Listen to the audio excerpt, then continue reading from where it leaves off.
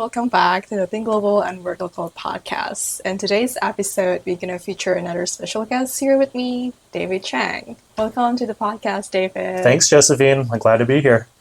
So before we start our conversation, why don't you introduce yourself to the listeners out there that probably doesn't know about you yet? Got it. Probably most people don't know about me. My name is David Chang. I was raised in the U.S., spent most of my childhood in California on the West Coast. Mm-hmm. Did come here to Taiwan for 4 years of high school, but I went to Taipei American School. After that, I graduated, did university in California, then went to work in New York for quite a few years, mainly working in the political scene and kind of social initiatives. Mm-hmm. About 13 years ago, decided to come back to Taiwan, get more in touch with my roots, and also see how I could use my past experiences and work background and professional connections to kind of further connect Taiwan with the global community. I've been in Taiwan ever since. Mm-hmm. So you've mentioned that you grew up in California, you've studied there, and now you came back here. So what is the pivotal moment, or what makes you decided okay, I will go back to Taiwan? I think it wasn't one particular moment. I think it was over a course of years. Every year when I was working in the States or living out there, I'd probably come back at least once or maybe every other year, come back and always see something exciting happening in Taiwan where there'd be something new development. Xinyi district back when I was in high school was still a piece of grassland. And then, hop 10 years later, all of a sudden it's a thriving kind of city center and downtown area.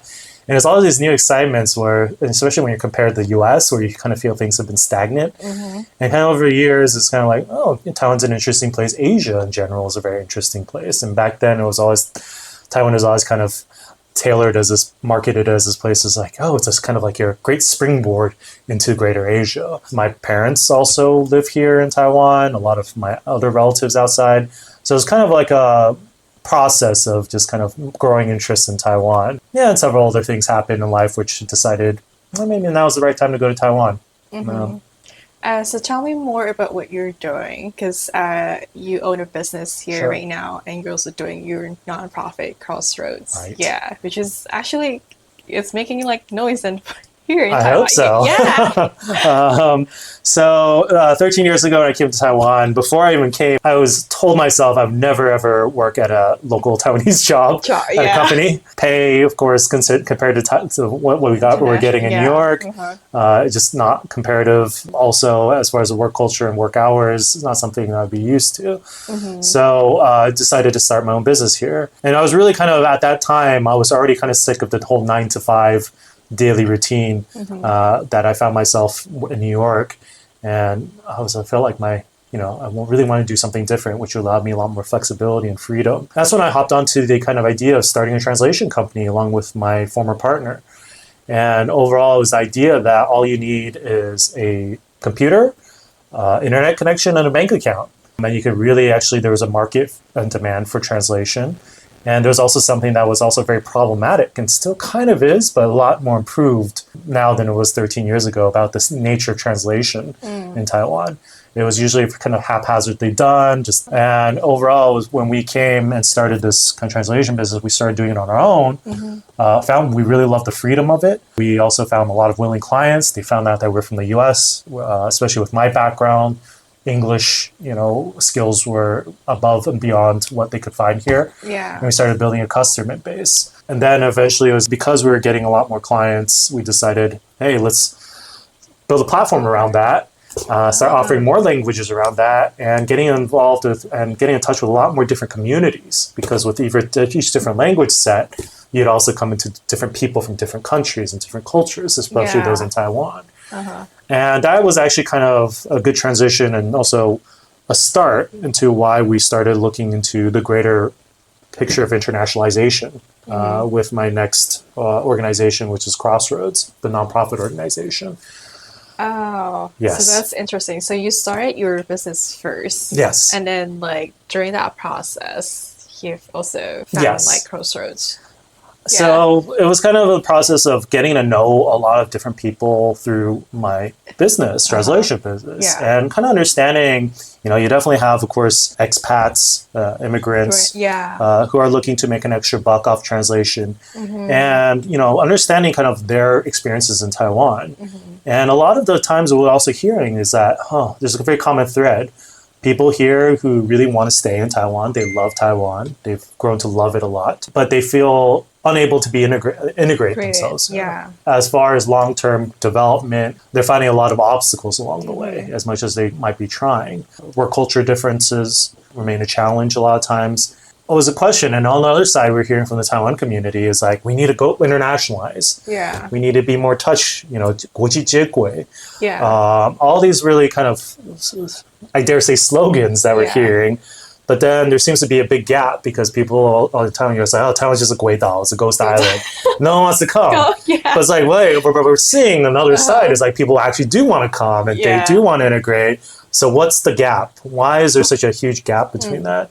And that was really kind of what launched Crossroads and our efforts, which really began like 2016. And it was kind of first under our company and really kind of exploring and getting in touch with legislators, government agencies, and really exploring from immigration, just how people come to Taiwan, how people get to know about Taiwan, to the point of when they're here, what do they do, and how do they stay, and what are the reasons they leave. And this is kind of how we started becoming more and more engaged with the government, different legislators, and kind of involved in a lot more projects and consulting for them. So you mentioned you started this in 2016. And now it's like 2023. So almost a decade, like around 9 years? Yeah, so it was kind of exploration. 7 years, so actually Crossroads didn't actually become a formal organization until 2021. And it was kind of overall, we were kind of exploring a lot of different topics and, a lot of different initiatives. But overall, it was around in 2020, we realized that maybe we actually need to have an organization for this. We need to have an organizational structure because what we're doing, especially a lot of times when we're working with government, not having a nonprofit entity will still be an obstacle working with them. So like, okay, let's formalize this. So we actually have a lot more options of what we can do. Since 2016, it was just when the exploration started. And since then, we've been quite busy working on a lot of different initiatives. So between those years, what changes have you seen in terms of like the internalization that you've mentioned? Huge. I mean, one big kind of what you've always heard about is, there's been a lot of immigration reform over the years. There has been slow but steady progress in opening up Taiwan towards immigration. Just because it's probably more well known, one big leap was the Employment Gold Card program, which was a huge leap. It's not the all solution to immigration, but it is one big step in the sense that it gave the very all-important open work permit to people who, of course, called high-level talent, to be able to come, stay, and also be able to work freely and do things freely here. Whereas before, as immigration, you either had to have your ARC sponsored by a company that was big enough to be able to hire you, or had the right to hire a foreigner, or work for an English bushiban grad school due to the immigration policy. So I like to say that, a lot of times when you hear like, oh, Taiwan, people are always like, oh, we only attract English teachers to Taiwan, not qualified, not high-level talent. But I like to also kind of counteract is that it's not because of the level of quality of people that Taiwan can attract. It's actually because of immigration policy has kept it this way. So what you're seeing is slow but steady kind of recognition that there needs to be loosening of immigration, rethinking immigration. However, there's still a lot to work on. But at least like Taiwan has made some progress. Yes. Right, in that regard. Right. So your honest opinion, do you think like Taiwan itself like is really attractive for people to come here to like work or probably start like their own business like you did? I definitely think that Taiwan its advantages if you're a job seeker. I would have to say that if you're a white collar worker or foreign professional, because that's the only kind of perspective that I can speak of personally, you probably will find better opportunities elsewhere as far as salaries, as far as culture that more aligns with what you're used to probably in the more Western countries, kind of Western way of thinking. And as far as career development opportunities, you know, if you're looking to develop your career, unfortunately in Taiwan, there's still a huge gap in trying to also that in the kind of the global job market and potential opportunities and connections there. Taiwan, what we always kind of hear about is the usual common story is people want to come here and usually to become like an English teacher because that's the easiest way to stay here. But after 1 or 2 years or 3 years, they originally are saying, you know, I was only expected to be here 1, 2 years or 3 years, but eventually becomes 10 years or 20 years. And actually because there's something about Taiwan, the lifestyle it affords, the safety, the friendliness of its people, just the lifestyle is very comforting and very secure. And that's what makes people stay. And these are the advantages that we've been saying to the government also. Work on these advantages. Can't compete with places like Singapore or Hong Kong if you're looking for international jobs. So if you're putting, you know, you want to check the highest level talent, etc., how are you going to do that? What are they going to do here? As far as entrepreneurs, definitely Taiwan is where a lot of our initiatives is about loosening and trying to make more accessible the channels for people to come here and start a business, find workers, develop their business here. In order for this ecosystem as it currently stands to change, there needs to be new models. There needs to be, you know, more entrepreneurs starting their businesses here, bringing in new resources, bringing in new models, new ideas for this ecosystem to really start changing. If there's still a lot of obstacles for people doing that, it'll be hard to change because it'll be the status quo. There will be no impetus for the status quo to change. Yeah, that's a very interesting point. Let's say before you moved to Taiwan and now you live here, do you feel like a big gap in terms of like cultural differences or like how you immerse yourself in this like local community? I think it was definitely a very huge leap as far as business culture because I had never done business in Taiwan before. As far as cultural, I kind of already had some training because even when I was living in the States, my parents would always be like, I gotta learn Chinese, speak Chinese at home. And, you know, we'd always have a lot of Taiwanese friends and living overseas. So kind of an understanding of it. And then when I came here for high school, it was kind of more or less an understanding of the social structure and the social norms and protocols. So that wasn't too hard for me personally. And of course, people can tell that I'm not from Taiwan, but at the very least, I'm still Taiwanese looking.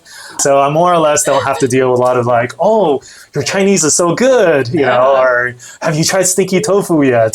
You know, it's like people usually kind of like, okay, you're Hua Chao, you're, you know. So I don't have to deal with those questions a lot. But at the same time, as far as business culture, it definitely was a learning process. How, especially, you know, even starting from registering a business, how the bureaucracy works here, getting, you know, stamps to work and the gaizang and all these things. Like, but it's learnable. It's not impossible. And it's always thing is like, okay, if you kind of understand how they think about things, although, you know, there can be a lot of things which probably is like, why isn't it improved? But you can, as long as you understand the way they're thinking about it, it makes it a lot easier. As far as doing business, I have to say there's a lot of pros and cons, you know, to doing business here in Taiwan. The reason why we were able to be quite successful in doing business here is it's also very relational based. I do agree.